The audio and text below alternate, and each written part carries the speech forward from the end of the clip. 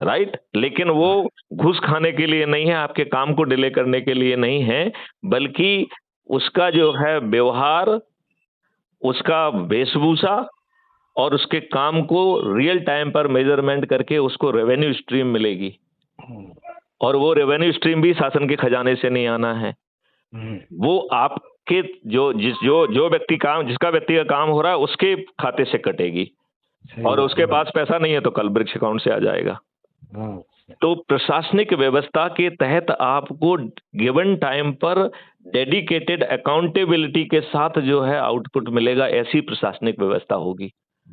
अब पुलिस व्यवस्था की बात कर लें, आज की क्या स्थिति है कि हर कोई जो है आपके ऊपर गुलामों के नियम कानून है, उन कानूनों का कोई पालन कर नहीं रहा है। विधिक जिम्मेवारी होने के बाद भी आज हर भारतीय को अपमानित किया जा रहा है, उत्पीड़ित किया जा रहा है, उससे भ्रष्टाचार किया जा रहा है, उसको गाली देके भगा दिया जा रहा है। और वहीं पर वेस्टेड इंटरेस्ट से हाथ मिलाकर राजनेताओं के दबाव में आपके विरुद्ध झूठे मुकदमे कायम हो रहे हैं। हो रहे हैं कि नहीं हो रहे हैं? निश्चित। और दो चार झूठे बयान काटकर एफआईआर की तायद करते हुए बिना किसी उसके आपको अरेस्ट करके जेल में भर दिया जा रहा है, जहां आपको जमानत भी नहीं मिल रही है। ये आज की स्थिति का खाका मैंने ठीक बना है? हाँ बिल्कुल सही है। यही है ना, यही हो रहा है ना ग्राउंड पे? हाँ बिल्कुल निश्चित हो रहा है। अब यदि बताओ कि आपको एक ऐप में बटन दबाने से एक वेल ट्रेंड वॉलंटियर आपके पास पहुंचे और आपकी एफआईआर दर्ज हो जाए, वो आपकी भाषा नहीं समझेगा तो वहीं पे जो है ना उसी ऐप में एक भाषा का इंटरप्रेटर भी आ जाएगा। यदि वो कानून में समझ थोड़ी कम रख रहा है वॉलंटियर, तो वो बटन दबाएगा तो एक वकील भी जुड़ जाएगा।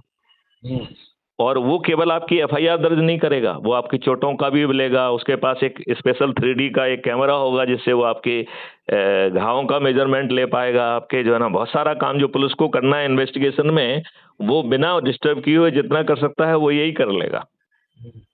राइट। अब 5 और बड़ी समस्याएं हैं, मैं आपसे पूछना चाहता हूं कि वो समस्याएं हैं कि नहीं है।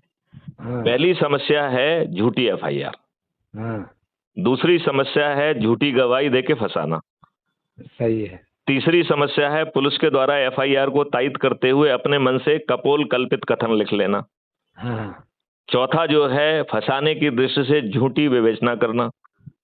और चौथा वकील के द्वारा लंबी चौड़ी फीस लेके जरह करके निर्दोष लोगों को दोषी साबित करना। ये 5 चीजों से आज का आदमी पीड़ित है कि नहीं है? बिल्कुल। आप गहराई से बताइए, क्योंकि आप जमीन से जुड़े हुए व्यक्ति हैं, रोज लोग अपनी अपनी पीड़ा आपको बताते हैं। ये जो मैंने खाका खींचा है, ये कितना यथार्थ के नजदीक है? नहीं, वो है तो एकदम सही, इसमें कोई दिक्कत नहीं। अच्छा, अब यदि ये 5 चीजें नियम में परजरी के जघन्य अपराध कर दिए जाएं, और कर दिए जाएंगे, जिसमें संपत्ति जब्त करने का प्रावधान भी होगा और 21 टेक्नोलॉजी का यूज करके 15 दिन में अकाट साक्ष्यों का संग्रहण करके बिना कोर्ट कचहरी का चक्कर लगाए वीडियो बेस्ड ट्रायल सिस्टम से अधिकतम 30 दिन में न्याय मिल जाएगा। ऐसी अद्भुत व्यवस्था चाहिए।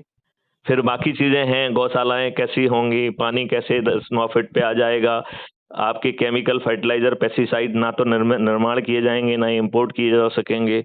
पूरी जो है ना विषैली चीजें ना इंडिया में मैन्युफैक्चर होंगी ना आयात की जा सकेंगी।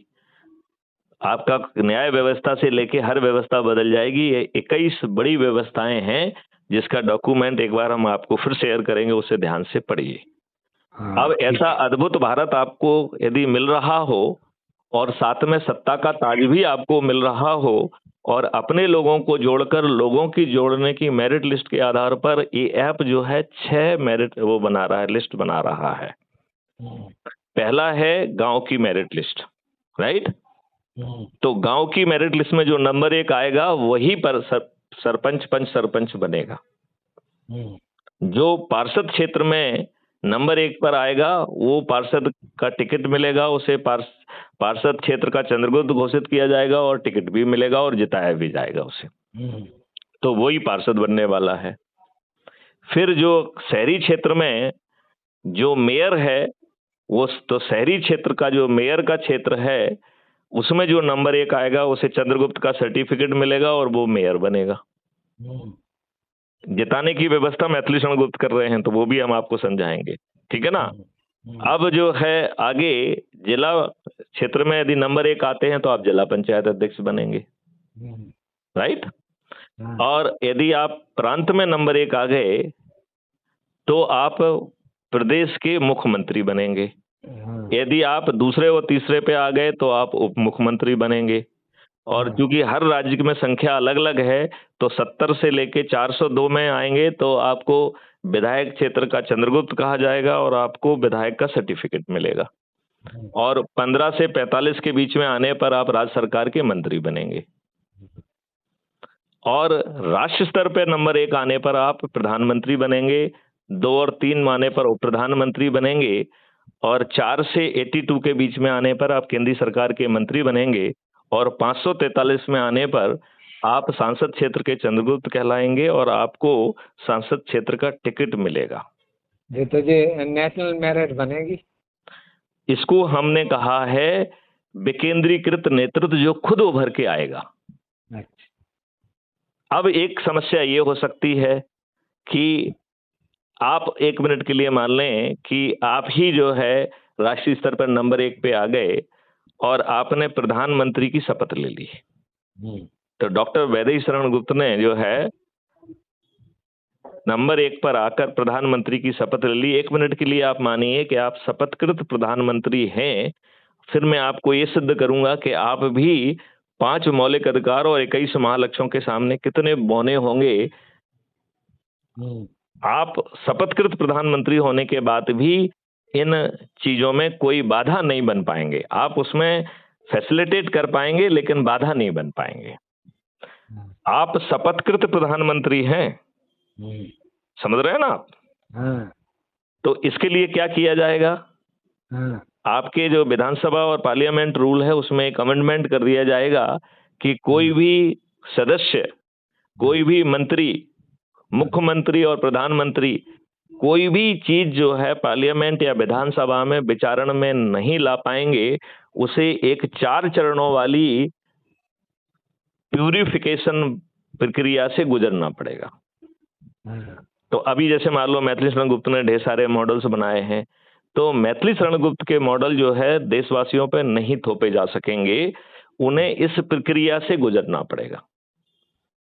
अब मैं उससे स्क्रीनिंग हो जाएगी तब हो सकता है। स्क्रीनिंग नहीं होगी, वो इम्प्रूव हो जाएगा, मॉडिफाई हो जाएगा, उसमें जितने भी नेगेटिव पॉइंट है वो निकल जाएंगे, जितने भी पॉजिटिव पॉइंट है उनका समावेश हो जाएगा।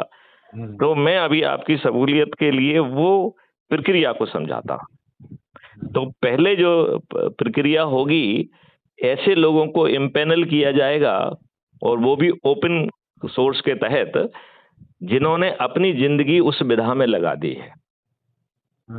उन्हें उस टास्क फोर्स का हिस्सा बनाया जाएगा और वो किसी एयर कंडीशन कमरे में बैठ के विचारण नहीं करेंगे। तो यदि मैथिली शरण गुप्त का मॉडल उनको परोसा गया कि साहब मैथिली शरण गुप्त कह रहे हैं कि इस तरीके से ये देश बदलेगा, ये मॉडल है, आप इस पे विचार करिए, तो टास्क फोर्स के जो लोग हैं, एम्पैनल लोग, वो लाइव चर्चा में उस पर विचार करेंगे, जिसमें देश के हर व्यक्ति पार्टिसिपेट कर पाएगा, अपने सुझाव दे पाएगा, उनको जो है ना वो अपना कर पाएगा, राइट। ये महामंथन 15 दिन तक चलेगा। इस महामंथन से जो चीज निकल के आएगी उससे मैथिली शरण गुप्त के मॉडल में पहला रिफाइनमेंट किया जाएगा, राइट।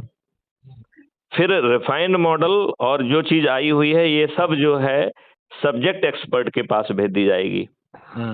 ये सब्जेक्ट एक्सपर्ट भी एयर कंडीशन कमरे में मैथिली शरण गुप्त की गुड़गुड़म नहीं सुनेंगे, उन्हें पब्लिकली लाइव चर्चा में फिर से जो है ना उनको 15 दिन तक चर्चा करना है, और पत्रकार से लेके हर कोई उसमें सम्मिलित हो पाएगा, आम आदमी भी सम्मिलित हो पाएगा, और इस महामंथन में जो चीज निकलेगी उससे मैथिली शरण गुप्त के मॉडल में दूसरी डिग्री का रिफाइनमेंट किया जाएगा, राइट। अब तक 30 दिन से पब्लिक सुन रही है कि क्या चल रहा है, राइट। उनमें से जो अच्छे लोग हैं वो शायद कुछ कुछ अपना वैल्यू एडिशन भी कर रहे हों, लेकिन 30 दिन तक सुनते सुनते आम आदमी को इतनी बात तो समझ में आ जाएगी कि ये चीज जो हमारे ऊपर थोपने वाली है, इसमें हमारी शंकाएं क्या है, कुशंकाएं क्या है, चिंता क्या है और सुझाव क्या है। तो अपनी टूटी फूटी भाषा में वो सुझाव दे पाएंगे।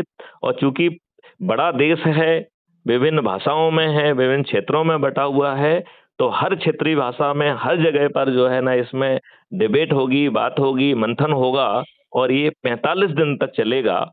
इस तीसरे मंथन में जो निकलेगा उससे मैथिली शरण गुप्त के मॉडल में तीसरी डिग्री का रिफाइनमेंट किया जाएगा।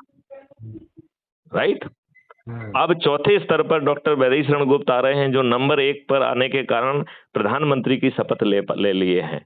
ऐसे ही जो लोग जो है प्रांत में नंबर 1 आने के कारण मुख्यमंत्री की या उप मुख्यमंत्री की या उप प्रधानमंत्री की या केंद्रीय मंत्री की या राज्य सरकार के मंत्री की या विधायक की या सांसद की जो शपथ ले चुके हैं, अब चौथे चरण में वो जो है पार्लियामेंट के बाहर और विधानसभा के बाहर 15 दिन तक लाइव डिस्कोर्स करेंगे।